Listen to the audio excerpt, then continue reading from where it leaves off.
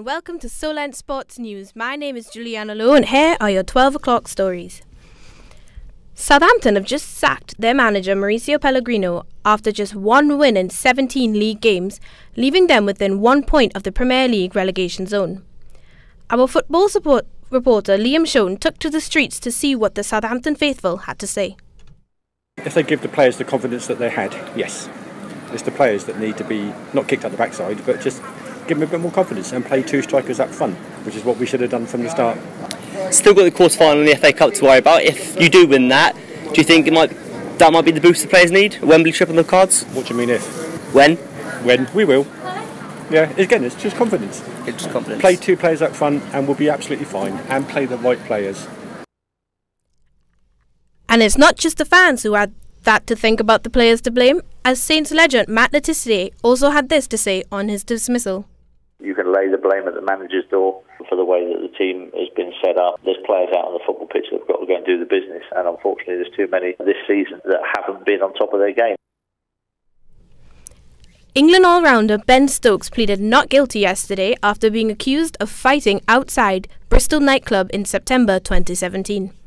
He denied all charges via video link from New Zealand, where he is on tour with the England squad currently. His court date is set for August 6th, where he was granted unconditional bail. The Greek Super League has been suspended indefinitely after an incident that occurred on Sunday during a match between PAOK and AEK Athens. PAOK chairman Ivan Savides stormed the pitch during protests over a controversial decision that disallowed his team a late winner. During the commotion, Savides entered the pitch with what appeared to be a handgun on his waistband. This incident led the Greek sports minister to suspend the league after a meeting with the Prime Minister yesterday. Manchester City also retained their 16-point lead in the Premier League last night following a 2-0 victory over Stoke last night. David Silva put a heroic performance in, providing both goals for the citizens.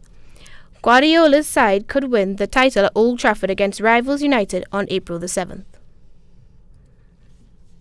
And we go to tennis. So, former world #1 tennis player Serena Williams lost to her sister Venus Williams in the third round of the Indian Wells. Serena hit 4 aces in the game but had her serve broken 4 times, losing 6-3, 6-4. This was the 29th meeting between the Williams sisters, where Serena leads the thing 17-12. Venus now moves on to the round of 16 to play Anastasia Savosta. West Ham have now faced widespread criticism over the 4 fans entered the pitch during the 3-0 loss to Burnley.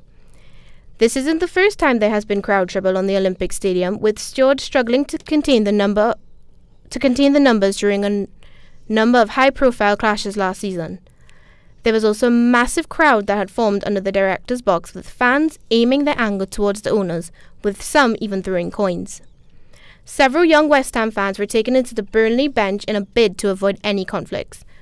This defeat leaves West Ham just 3 points clear of the relegation zone in 8 games left to play. All eyes will be on Old Trafford tonight as Manchester United take on Sevilla in the second leg of the Champions League last 16 tie.